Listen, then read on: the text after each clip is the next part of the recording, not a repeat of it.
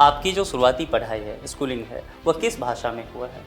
हिंदी माध्यम में ही। हर साल का रिजल्ट आप यूपीएससी को लेकर के देखेंगे तो बहुत हाई तौबा मचता है। तो मेंस जो है पूरी तरह से आंसर राइटिंग का खेल है। अगर किन्हीं को जो नए कैंडिडेट हैं उन्हें प्रैक्टिस करना है, सबसे पहली बात है कि आपका इंट्रोडक्शन। आप मैगजीन को कितना महत्वपूर्ण मानती है इस पूरी तैयारी के दौरान? संस्कृति आईएएस का आपके इस पूरी तैयारी के दौरान क्या योगदान रहा कि इस बार का प्रीलिम्स का जो एग्जामिनेशन है वो अवेयरनेस को ढूंढ रहा था आपके नॉलेज के साथ? समाज में आसपास जितनी भी आवाजें हैं उन्हें नहीं सुनना है।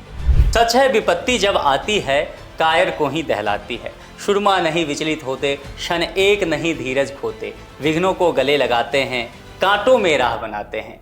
नमस्कार, मेरा नाम है मनीष भारती और आज हम जुड़े हैं आपसे संगम नगरी प्रयागराज स्थित संस्कृति आईएएस के ब्रांच से। संगम का तात्पर्य मतलब कि पवित्रता और ज्ञान का संगम। आज हमारे साथ भी एक ऐसी शख्सियत ही जुड़ी हैं जिनका नाम है कृतिका मिश्रा। कृतिका, आपका बहुत बहुत स्वागत है हमारे कार्यक्रम में। Thank you sir. कृतिका के बारे में एक परिचय मैं देना चाहूँगा। सबसे पहले कृतिका यूपीएससी 2022 में आईएएस रैंक जो है उसके साथ चयन हुई हैं और इसके साथ एक और दिलचस्प वाकया इनके साथ जुड़ा है। हिंदी माध्यम की ये टॉपर भी रही हैं, तो निज भाषा को उत्थान करने का इन्होंने एक महत्वपूर्ण काम किया है।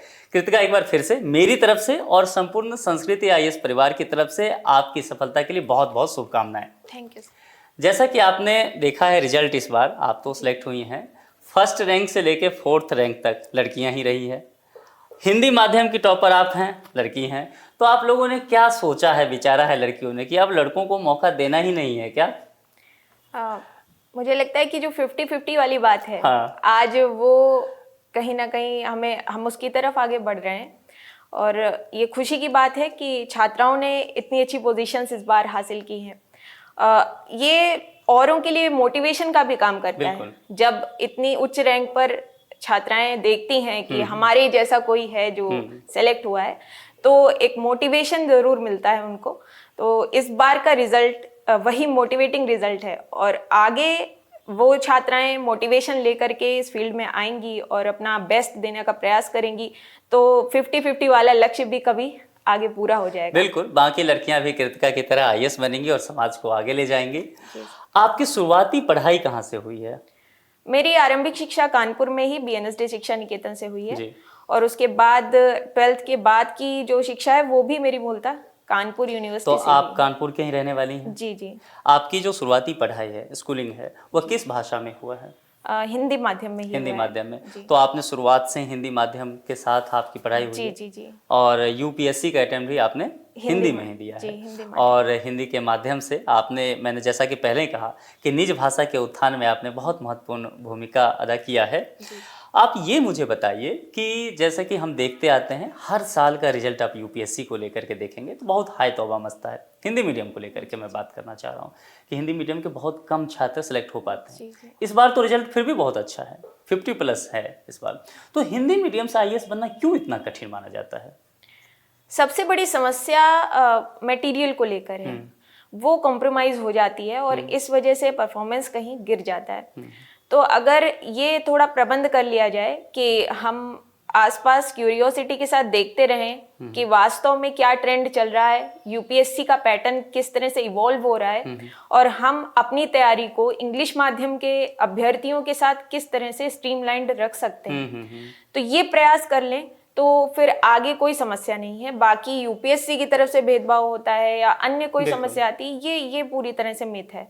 तो आप अपनी तैयारी में अपना बेस्ट देते हैं तो रिजल्ट पॉजिटिव आएगा। और इस बार जो सिलेक्शंस हुए हैं 50+, वो इस बात का प्रमाण है कि हम गूगल ट्रांसलेशन का यूज कर रहे हैं, वेबसाइट्स का यूज कर रहे हैं, ऑनलाइन माध्यम में बहुत तेजी से हिंदी माध्यम का मटेरियल उपलब्ध हो रहा है, तो उसका परिणाम दिख रहा है। तकनीक का भी इस्तेमाल करें, आप हाई तौबा करने के अलावा समाधान ढूंढें। तो कहीं ना कहीं आप इस बात को मानते हैं कि हिंदी माध्यम का जो कंपटीशन है, एक तो यूपीएससी को उसे पछाड़ना है तभी वहां तक पहुंच पाएंगे, दूसरा इंग्लिश मीडियम के छात्रों से भी एक अलग तरह से कंपटीशन है। जी जी। देखिए, वहां पर ये नहीं देखा जाएगा कि आपका माध्यम क्या है। आप मैदान में हैं तो आपकी जंग सभी से है। बिल्कुल। और उनको अगर कोई एज मिल रही है तो हमें प्रयास करना है कि अपना सुधार करते हुए, वही होता है ना, आराधन का दृढ़ आराधन से दो होता है। बिल्कुल। तो आप उनकी आराधना से उच्चतर अपनी आराधना को कैसे बना सकते हैं, वही प्रयास यहाँ पर करना है। तो कृतिका ने, शायद आपने राम की शक्ति पूजा से ये पंक्ति कहा है, जी जी मेरे ख्याल से। तो कृतिका देखिए कि अपनी बातों में भी यूपीएससी की तैयारी को किस तरह से झलकाती हैं। कृतिका, ये जो पूरी जर्नी है आपकी यूपीएससी की, एक लंबा संघर्ष हो जाता है, ये सभी स्टूडेंट के साथ ऐसा होता है। इस दरमियान आपको कभी ऐसा लगा कि कुछ और कर लेते हैं, कम मेहनत में हासिल कर लेते हैं, छोड़ देते हैं इसे, कभी ऐसा महसूस किया आपने? नहीं, मेरा ऐसी भावना तो कभी नहीं आई। हमेशा मेरे पास ये मोटिवेशन था कि कुछ भी करना पड़ जाए लेकिन अंततः यूपीएससी ही करना है। तो मेरा एकेडमिक्स चल रहा था साथ में, कुछ असिस्टेंट प्रोफेसर के एग्जाम्स भी चल रहे थे, लेकिन एट लास्ट मेरे अंदर ये दृढ़ संकल्प था कि कुछ भी हो जाए अंततः यूपीएससी में, और वो भी मुझे ये था कि ऑन फील्ड काम करना है, आईएएस या आईपीएस मिल जाए। अच्छा, तो मेरा ये प्रयास था और ईश्वर की कृपा से जल्दी हो गया। मतलब आप ये भी नहीं चाहती थे कि यूपीएससी क्लियर करने से काम चलेगा नहीं भैया, जी जी, चाहिए आईएएस आईपीएस। हाँ, मेरा ये प्रयास था शुरुआत से। तो अपने आप को इतना मोटिवेट रखती कैसे थी आप? मोटिवेशन मुझे एक प्लेटफॉर्म चाहिए था काम करने के लिए, और मेरा बेस्ट जो आ सकता है ऑन फील्ड वो मुझे लग रहा था इन सर्विसेज के ज़रिए। तो यही मेरा मोटिवेशन था कि काम करना है, अच्छा काम करना है और अच्छे प्लेटफॉर्म पे काम करना है।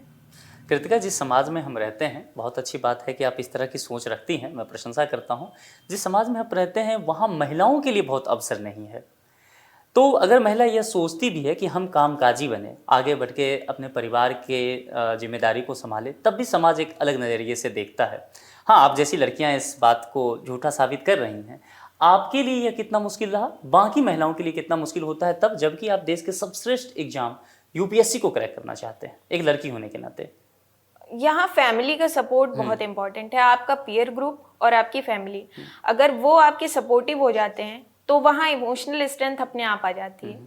तो मेरा ये कहना भी है कि परिवार को ये प्रयास करना चाहिए कि अगर आपके घर में सौभाग्य से एक बेटी है तो आप उसको सर्वोच्च और सर्वोत्कृष्ट मौका दें, वो जो भी करना चाहती है। तो परिवार की ये भूमिका तय होनी चाहिए, समाज की भी भूमिका तय होनी चाहिए कि अगर कोई बच्ची आगे आकर के कार्य करना चाहती है तो उसको हतोत्साहित तो ना करें। हमेशा अगर समाज एक मोटिवेटिंग फैक्टर रहेगा, प्रोत्साहित करता रहेगा, तो कहीं से भी प्रतिभा में कमी नहीं है। अगर महिला अभ्यर्थी भी है तो प्रतिभा में वो इक्वली कॉम्पीट करती है, बस ये जो नॉन एकेडमिक फैक्टर्स आ जाते हैं ये उसकी परफॉर्मेंस को परेशान करते हैं। आपके घर में किनको सबसे अधिक यकीन था कि मेरी बिटिया जो है अफसर बिटिया तो एक दिन जरूर बनेगी? सबसे ज्यादा यकीन मेरी मम्मी को था। अच्छा। उन्होंने शुरुआत से ही इस तरह का माइंडसेट घर में बनाया हुआ था कि करना है और बेस्ट करना है। अच्छा। तो उनका ये विश्वास था जो मेरी सफलता में परिणत हो गया है। जब रिजल्ट आया था या आप इंटरव्यू दे चुकी थी, जब रिजल्ट आने वाला था तब कैसा महसूस कर रहे थे? ऐसा लग रहा था सब कुछ स्टेक पे लगा हुआ है। वो कठिन समय था, बार बार रिजल्ट वेबसाइट चेक करनी पड़ रही थी। तो एक होता है मेंटल प्रेशर होता है, क्योंकि साल भर इतनी तैयारी की है, पूरे साल का समय दिया है एक परीक्षा को, और एक दिन में उसका परिणाम आ जाना है। जब पहली बार रिजल्ट आपने देखा तो कैसी खुशी महसूस हुई और सबसे पहले किसे बताया आपने? रिजल्ट देखते ही जब 66 रैंक देखी तो इतना विश्वास हो गया कि आईएएस हो गया है, सपना पूरा हो गया है। सबसे पहले मम्मी पापा को फोन किया। अच्छा जी। कहाँ थी आप उस वक्त? मुझे सेंटर देखने के लिए जाना था प्रीलिम्स के लिए। अच्छा। लखनऊ। तो मैंने प्रयास किया था क्योंकि पढ़ाई तो उस दिन होनी नहीं है। हाँ। तो एक बार वहां जाकर के थोड़ा देखना था, तो रास्ते में ही थे, फिर वहां से वापस हो गए। मतलब कितना अच्छा सुखद संयोग हुआ कि आप इस बार का प्रीलिम्स एग्जाम देने वाली थी। जी। सेंटर देखने के लिए जा रही थी, यूपीएससी ने कहा बस करो, बहुत मेहनत कर लिया है तुमने, बहुत किया अपने हिस्से की संघर्ष, अब मैं कुछ फल देता हूँ। जी। इस बार का पेपर देखा था प्रीलिम्स का? जी, इस बार का पेपर देखा है, और मुझे लग रहा है ना कि यूपीएससी ने जो अवेयरनेस को चेक करने का अपना कंसेप्ट बना रखा है, इस बार का पेपर उससे बहुत कुछ रिलेट करता है। आपकी अवेयरनेस और एक क्यूरियोसिटी, आप डेली न्यूज़पेपर से कनेक्टेड हैं लेकिन अपने कॉमन सेंस से आप कितना समझ पा रहे हैं। बिल्कुल। वो चेकिंग इस बार प्रीलिम्स में बहुत सेंटर पे आई है, और सीसेट सेंटर पे आ गया। तो सी सेट को जरा भी इग्नोर नहीं Ignore करना नहीं है। किया। आईआईटी से हो आप, हाँ। मैथमेटिक्स बैकग्राउंड से हो, उसके बाद भी कोई मायने नहीं रखता हाँ, इस बार के कोशिश पेपर को अपनी इसमें भी लगानी तो पड़ेगी। इस बार के पेपर देख के आपको लगा कि चलो मैं आईएएस बन गई, पीछा छूटा, इस चक्रव्यूह से निकल हाँ चुके बिल्कुल बिल्कुल ऐसा लगा, सही टाइम पे निकल लिए सही हम टाइम पे लोग। निकल लिए, सही बात है। संस्कृति आईएएस का आपके इस पूरी तैयारी के दौरान क्या योगदान रहा? मेरा दिल्ली में रहना नहीं हो पा रहा था, तो उस समय जैसे रितेश सर थे, तो उनका नंबर मेरे पास था व्हाट्सएप के जरिए, क्योंकि मेरा साइंस बैकग्राउंड नहीं है। अच्छा। तो उन्होंने बहुत बार ऐसा हुआ कि कहीं समस्या आ रही है तो गाइड किया कि कैसे तैयारी करनी है। स्पेशली प्रीलिम्स में जो साइंस का सेगमेंट है उसमें कई बार ऐसा हुआ कि उनसे सीधे मार्गदर्शन मिला। और प्रीलिम्स के बाद मेंस के लिए अखिल मूर्ति सर और Rajesh Mishra sir, Arun sir, IK. Arun sir, उनसे भी मेरा कांटेक्ट हो गया, तो वहां से भी मुझे हेल्प मिली। कई बार ऐसा हुआ कि कोई पीडीएफ है, सर को बोला सर इस टॉपिक पे कुछ, तो अच्छा। उन्होंने वो पीडीएफ भिजवा दिया। अच्छा, वो सेंड कर देते थे या भिजवा देते थे जी आपको? जी जी। तो वो एक हेल्प रही, एक हेल्पिंग हैंड रहा और मार्गदर्शन मिलता रहा, तो मेरी तैयारी आसान हो गई। प्रीलिम्स में से लेकर के मेंस तक आपका पूरा सर लोगों के कनेक्शन में आप रहे हैं, कांटेक्ट में जी रहे हैं, जी तो जी, आपको स्पेशली आसान मेंस में बहुत जब ज़्यादा। प्रीलिम्स के बाद। जी प्रीलिम्स तो इस एग्जाम का एक क्वालिफाइंग नेचर है, जी जो असल खेल शुरू होता है वह तो मेंस का है। मेंस का। तो यहाँ भरपूर सहयोग आपको मिल गया वहाँ के जी, टीचरों जी, से, ये आपके लिए बहुत फायदेमंद रहा, जी, जी। एक नंबर रहना। तो आपने प्रीलिम्स की चर्चा की, इससे पहले आपने सी सेट की चर्चा की थी और आपने कहा भी था कि इस साल का सी सेट जो जी, था जी। बहुत कठिन था। तो सी सेट के लिए आपकी क्या रणनीति रही? सी सेट में प्रयास करना चाहिए कि एक कॉम्प्रिहेंशन है, मैथमेटिक्स है और रीजनिंग है, इन तीनों सेगमेंट्स को साथ में लेकर के आप चलेंगे तो आपको सी सेट क्वालिफाई करने में आसानी रहेगी। क्योंकि कई बार ऐसा होता है कि मैथमेटिक्स आसान आ जाता है पोर्शन, कई बार कॉम्प्रिहेंशन ऐसा होता है जो डुएबल होता है। आप अगर कॉम्प्रिहेंशन को पूरी तरह छोड़ देंगे और केवल ये सोच करके जाएंगे कि आप मैथमेटिक्स से ही निकाल लेंगे सी सेट को, तो ऐसा नहीं करना है। आप पूरा कवरेज रखिए, प्रैक्टिस करते रहिए, प्रैक्टिस नहीं छोड़नी है। कहते हैं ना, practice makes a man perfect. जी जी। तो वो बहुत ज़रूरी है, सी सेट के लिए आप इग्नोर नहीं कर सकते, तो काम बन जाएगा। तो प्रीलिम्स के बाद अब हम आते हैं मेंस पे। तो मेंस जो है पूरी तरह से आंसर राइटिंग का खेल है। आप कितना आंसर राइटिंग करती थी मेंस के लिए? मेरी ये स्ट्रेटेजी थी कि मेरी आंसर राइटिंग और नोट्स मेकिंग को मैंने इंटीग्रेट कर लिया अच्छा। था।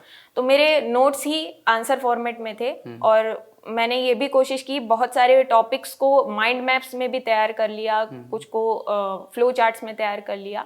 तो यही मेरी आंसर राइटिंग प्रैक्टिस भी थी, क्योंकि मेरे लिए मेरी राइटिंग स्पीड अच्छी थी। अच्छा। मुझे ये प्रयास करना था कि अच्छे से अच्छा फॉर्मेट, आर्टिकुलेशन तय हो जाए। उसके लिए मैंने माइंड मैप्स के जरिए प्रैक्टिस को जारी रखा। अगर किन्हीं को, जो नए कैंडिडेट हैं, उन्हें प्रैक्टिस करना है, एक अच्छा उत्तर लेखन लिखना है, तो किन किन बातों का वो ध्यान रखें?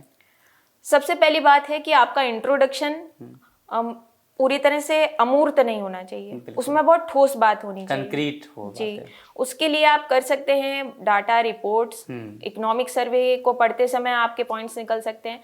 तो एक अच्छी भूमिका आपके उत्तर को बहुत ठोस स्वरूप दे देती है। और जो हमारा वे फॉरवर्ड होता है या उपसंहार जिसको कहा जाएगा, वो बहुत इनोवेटिव और ऑप्टिमिस्टिक होना चाहिए। आप जितनी आशावादिता के साथ बात करेंगे, आप अपनी वो ऑफिसर लाइक क्वालिटी को वहां पर रिप्रेजेंट करेंगे। तो आगे की राह को इस तरह से हमें प्रयास करना चाहिए। उसके बाद कई बार मेंस में ऐसा होता है कि एक क्वेश्चन में बहुत सारे सेगमेंट्स होते हैं, तो हमारा बॉडी पार्ट ऐसा होना चाहिए वो हर क्वेश्चन के हर सेगमेंट को कवर कर ले। ऐसा नहीं करना है कि एक ही सेगमेंट को पकड़ लिया और उसी पर पूरी बात कर ली। आपकी बातों से जो मैं निष्कर्ष निकाल पा रहा हूँ, कहने का तात्पर्य यह है कि अच्छा उत्तर वही होता है जो उस प्रश्न का उत्तर होता जी है। जी बिल्कुल। जो पूछा गया है वो उतना आप वही, लिख उतना दीजिए। ही है। शब्द सीमा का कैसे ख्याल रखें? शब्द सीमा समय सीमा के साथ बहुत रिलेट करती है। तो आप ऐसा कर ही नहीं सकते हैं कि आप किसी उत्तर को बहुत ज्यादा शब्दों में लिखने का प्रयास करें, क्योंकि समय सीमा का भी ध्यान रखना है। इवन कई बार ऐसा होता है कि कुछ प्रश्न ऐसे होते हैं जिनमें आपको बहुत जल्दी कंक्लूड करना होता है, उसके लिए आप फ्लो चार्ट्स का यूज कर लेते हैं। तो शब्द सीमा इतना मायने नहीं रखती जितना समय सीमा। तो आप समय के साथ उत्तर को पूरा करने का प्रयास करेंगे तो अपने आप ही वो स्ट्रक्चर ही ऐसा है परीक्षा का कि शब्द सीमा बहुत ज्यादा अतिक्रमित नहीं होगी। समय सीमा की आपने बात की है, तो मैं मोटा मोटी मान के चलता हूँ कि एक उत्तर को लिखने के लिए करीब करीब 7-8 मिनट का समय मिलता है यूपीएससी में, और 20 प्रश्न रहते हैं। तो इसको फिर कैसे आपने मैनेज किया इन चीज़ों को? जो लघु उत्तर जो शुरुआती होते हैं और फिर बाद में लॉन्ग आंसर्स होते हैं, तो दोनों के लिए अलग अलग टाइम फ्रेम आप अपना तैयार रख सकते हैं और ऐसा प्रयास कर सकते हैं कि आपके पूरे उत्तर हो जाएं और लास्ट में थोड़ा समय बचे, ताकि जो आपके फ्लो चार्ट्स हैं, डायग्राम्स हैं, उनको आप बॉक्स में कर दीजिए। तो मेरा ये प्रयास था कि लास्ट में अगर 5 मिनट बच रहा है तो कॉपी को थोड़ा सम्मानजनक स्थिति में ले आया जाए, ताकि आपके फ्लो चार्ट्स, आपके डायग्राम्स, पिक्टोरियल जो भी रिप्रेजेंटेशन आपने किया है, मैप्स बनाए हैं, वो आपको एक बॉक्स में आराम से कर लेने हैं। तो इस तरह से पूरा पेपर कर। हाँ, बिल्कुल सही बात है, क्योंकि आप तो वहाँ जाते नहीं, आपका लेखन जाता है, तो वो अच्छा दिखे, उसी पे मार्क्स मिलना है। मेंस क्लियर हो गया अब आपका। मेंस का मतलब इंटरव्यू कॉल आ गया होगा आपको, कितनी खुशी हुई इंटरव्यू कॉल को देख करके? इस बार जितनी खुशी हुई, मुझे लगता है पिछली बार ज्यादा खुशी हुई थी। अच्छा। पिछली बार मेंस क्लियर होने के बाद बहुत ज्यादा पॉजिटिव आसपास मुझे लगा एनवायरनमेंट। अच्छा। क्योंकि पूरा परिवार फिर कहने लगा कि नहीं, अब ये हो जाएगा। मेरे अंदर से भी ये रहा कि बस 1 साल लग करके तैयारी हो जाए तो ये क्लियर होगा, इतना विश्वास पूरा आ गया था आपको। तो लास्ट ईयर का मेंस जब क्लियर हुआ, वो अभी रिजल्ट से भी ज्यादा खुशी की बात है मेरे लिए। अभी जो रिजल्ट आया उससे भी ज्यादा खुशी उस समय हुई थी, लास्ट ईयर जब मेंस क्लियर हो गया था। तो इस बार जब आप इंटरव्यू देने गई थी और इंटरव्यू हॉल में आप एंट्री ले रही होंगी, तो कैसा महसूस कर रहे होंगे? क्योंकि एक बार आप इंटरव्यू से बाहर हो चुके थे। जी। तो आपको कैसा लग रहा था कि ये आधा घंटा अगर कर लिया तो फिर चक्रव्यूह से बाहर, कैसा लग रहा था? बहुत ही कॉर्डियल बोर्ड था। जा करके ऐसा लगा ही नहीं कि कोई बहुत अजीब जगह या एलियन जगह पर आ गए। एक अपनापन सा, और किसी जैसे बाहर एक माहौल बनाते हैं ना कि इंटरव्यू बहुत कठिन होता है, ऐसा होता है, बहुत सहज वार्ता होती है वहाँ। वो इंटरव्यू है ही नहीं, वास्तव में वो पर्सनैलिटी टेस्ट है। और ये बात यूपीएससी बहुत अच्छे से क्लियर करती है नोटिफिकेशन में, गजेट में। तो इस बात को आप ध्यान रखिए, एक सहज वार्ता की तरह लें। वहां सीनियर्स बैठे होंगे जो आपको थोड़ा सा परखेंगे, आपकी पर्सनालिटी को परखेंगे। तो ये सहजता के साथ जब आप एंटर करते हैं, पिछली बार थोड़ा डर था लेकिन इस बार सहजता बहुत ज्यादा थी, तो बहुत ही सहजता के साथ इंटरव्यू हुआ। यहाँ जब मॉक इंटरव्यू देते हैं कैंडिडेट तो काफी डर जाते हैं, उनको लगता है पता नहीं अब वहाँ क्या होगा, लेकिन वहाँ ऐसा कोई माहौल नहीं। वहाँ ऐसा, यहाँ पर थोड़े सेटअप ज्यादा हैं और ऐसा लगता है कि ये पता नहीं क्या, बहुत उच्च स्तर की बहुत बात हो रही है। वहाँ बहुत ही ऑफिशियल प्रोफेशनल बातचीत है।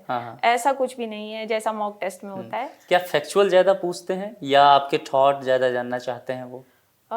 ये सबके अलग अलग मुझे लगता है ट्रांसक्रिप्ट्स पढ़ने में कि कहीं ऐसा होता है कि फैक्चुअल पूछने लगते हैं, लेकिन ज्यादातर वो आपकी पर्सनालिटी को जज करना चाहते हैं, तो वो आपसे चाहते हैं कि आप अपना बेस्ट दो।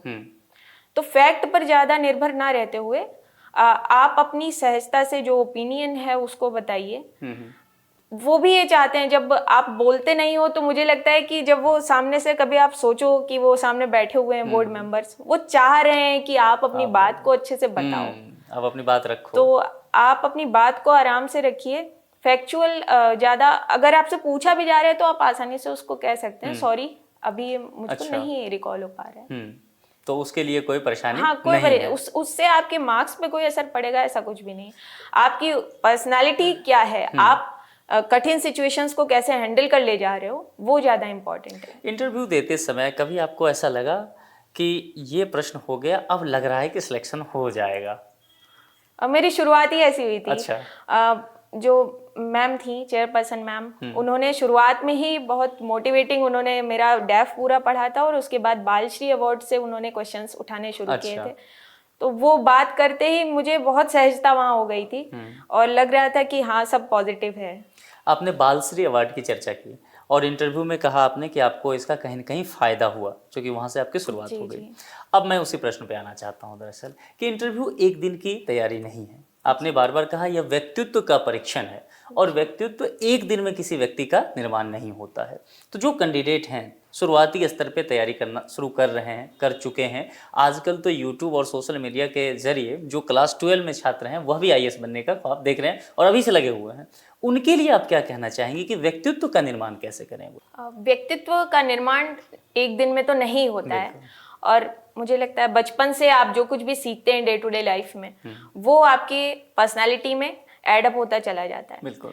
ऐसे में कठिन परिस्थितियां आ रही हैं, आप पॉजिटिविटी के साथ उससे लड़ रहे हैं, आप इनोवेटिव सॉल्यूशंस निकाल रहे हैं, आप लोगों से बातचीत कर रहे हैं तो कॉन्फिडेंस के साथ कर रहे हैं, ईमानदारी है तो कॉन्फिडेंस अपने आप आता है। बिल्कुल। तो ये सब कुछ एडअप होकर के आपकी ओवरऑल पर्सनालिटी एक दिन तैयार हो जाती है, जो आपको प्रेजेंट करनी होती है बोर्ड के सामने।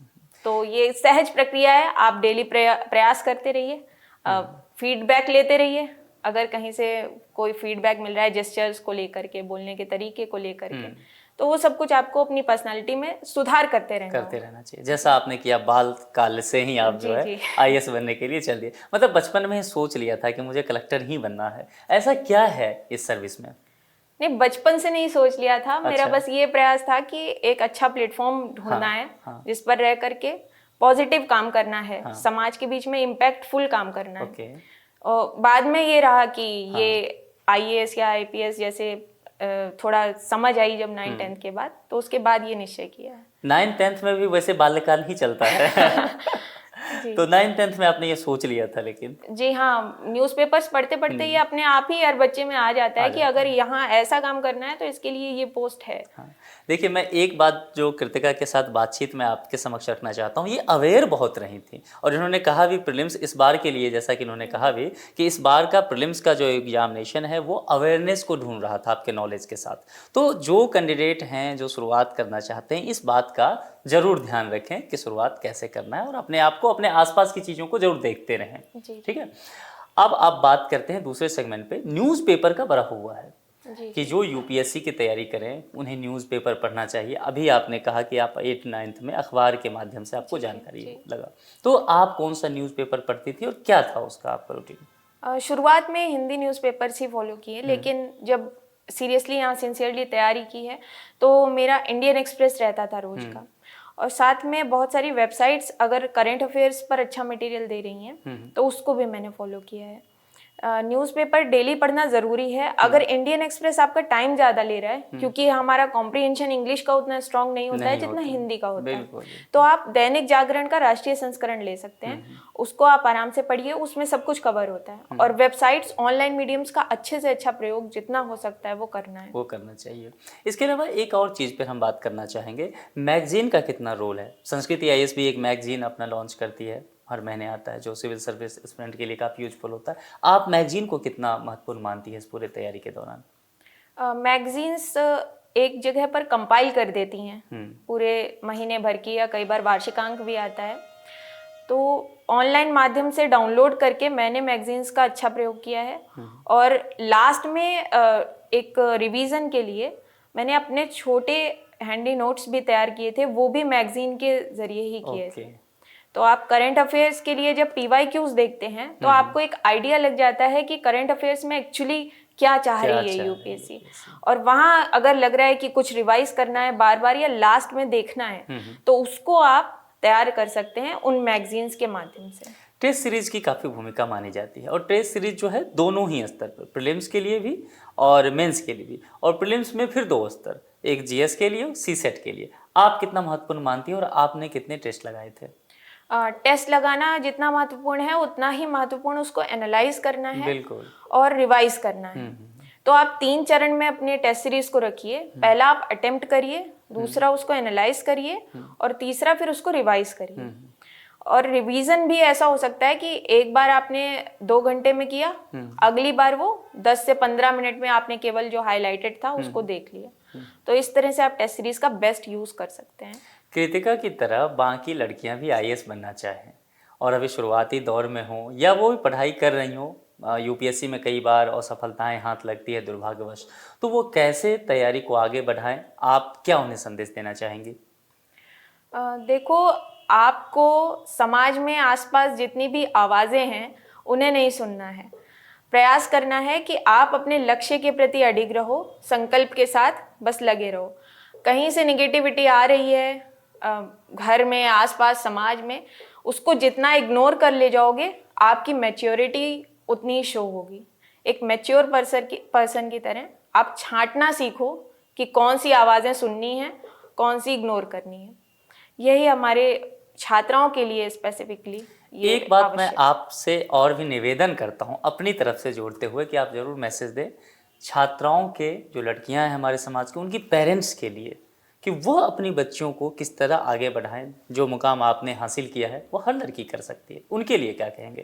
देखिए, मैं ये बात बार बार कहती हूँ कि यहाँ पर फर्स्ट सेकंड थर्ड फोर्थ लड़कियों ने बैक कर लिया है, हिंदी मीडियम में भी मेरा आ गया है, लेकिन वास्तव में लड़कियां अभी कंपटीशन में हैं ही नहीं। सही बात। गांव की लड़कियां जिनके अंदर बहुत प्रतिभा है, बहुत जुनून है, बहुत हार्ड वर्क कर सकती हैं, लेकिन वो हमारे साथ compete कर ही नहीं पा रही। तो ये सफलता वास्तव में सफलता है ही नहीं। सही क्योंकि बात है। जब वो सामने आएंगी, वो हमारे साथ कंपटीशन में आएंगी, तब वो सफलता वास्तव में मानी जाएगी। इसको सुनिश्चित करने के लिए परिवार का रोल बहुत ज्यादा है। आप अपने घर की बेटी को शुरुआत से ही उसके माइंडसेट को इस तरह से ट्रेन करिए कि वो स्वावलंबी बनने की ओर आगे बढ़े, अपनी शिक्षा, अपनी आर्थिक उन्नति और सामाजिक इंटीग्रेशन को सुनिश्चित कर पाए, किसी पर निर्भर ना रहे। अगर कोई बच्ची है वो जीवन में शुरुआत में ही सीख लेती है कि मुझे इन पर निर्भर रहना है, दूसरों के अनुसार कार्य करना है, तो आगे उसको जीवन में समस्याएं होती हैं। तो स्वावलंबन का पाठ आरंभ से पढ़ाइए और उसको अवसर भरपूर दीजिए, ताकि उसकी जो भी प्रतिभा है उसके अनुसार वो कार्य कर सके। मतलब बेटी बचाओ बेटी पढ़ाओ का नारा बुलंद करते रहिए।